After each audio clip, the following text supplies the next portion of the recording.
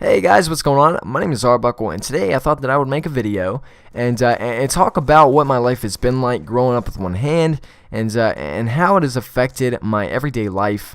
Because I know that a lot of you guys do have questions like, how do you do this? How do you do that with only one hand? And I figured that I could answer some of those questions in this video. So, let's see.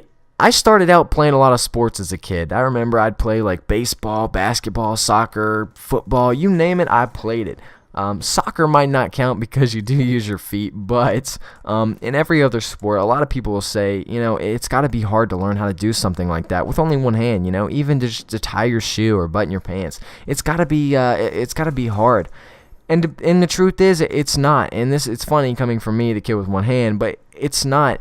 And fortunately for me, and this is a good thing about having one hand, I was born with one hand.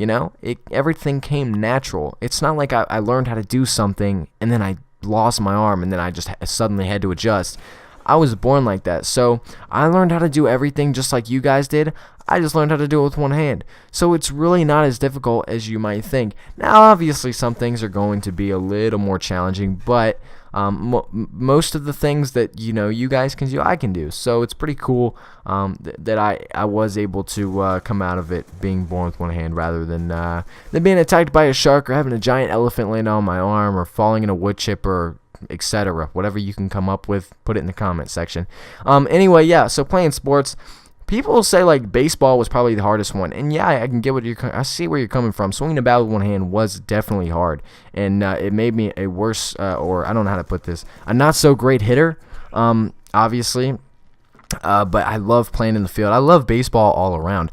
Basketball, learning how to shoot. Oh God, I don't even remember the first time I shot a basketball, but somehow I did figure out how to do it, and I'm not that bad. I do play rec, but still, I'm not that bad, I promise.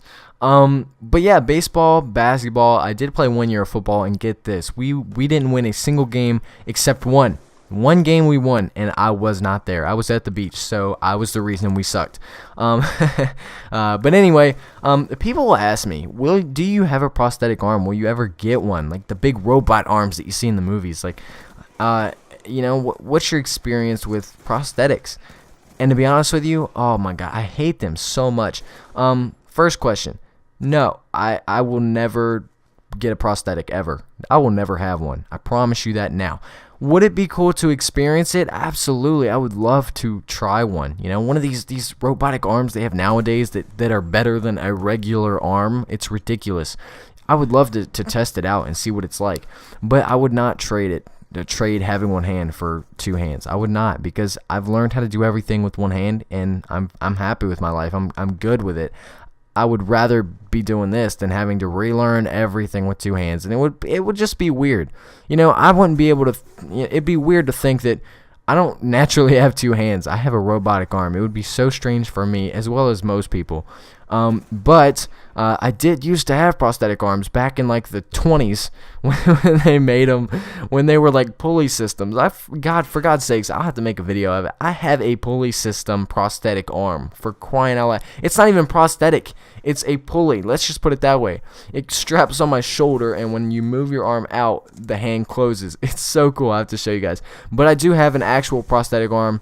Back from like 2004, then God no, it was probably further back than that. I don't even remember. But it was cool. It's cool to think about now. But back in the day, I dreaded it so much. I remember when I was like 4 and 5, my mom would set a timer to like 10 minutes, and she'd be like, "All right, you gotta practice opening and closing these drawers." And it was so annoying because it would piss me off. I was not that good at it because, the way it works is it reads, these sensors read your muscles or something in your arm, and it closes the hand. And this isn't a normal arm, obviously. It's prosthetic, so 4 of the fingers are like glued together, and the thumb and all 4 of those fingers are the only things that move, open and closed. And it was so awful. I hated it so much. And I remember my mom asking me the question, do you want to have this, or would you rather just not use a prosthetic? And I went with no, and I guess I've turned out all right. I feel like I've done better than I would have with a prosthetic, but we'll never know, I guess. Let's see, staring. Oh my God, you can imagine that staring gets annoying, and I completely respect it because on one side, it does. On one hand, ironically, it does get annoying. Obviously, it does get extremely annoying. But on the other hand, ironically, I don't make a big deal of it, because if I were you, I'd be in the same situation. You know, when you see someone with like Down syndrome, or someone that's like paralyzed in a wheelchair, or someone like me who's missing a limb, you always do that double take. You're always like, oh my God, what is that? What I think I saw? And I respect that, because you know what? If I were you guys, I'd be doing the exact same thing. So I do understand, and I get it, and it's okay. You can stare at me for as long as you want. It's just a little creepy. But that's all I wanted to talk about. I really hope you guys enjoyed the video. That's kind of a little scoop of my life. Not very interesting, I know, but more videos to come soon. I hope you guys enjoyed, and we'll talk to you guys later. Have a good one.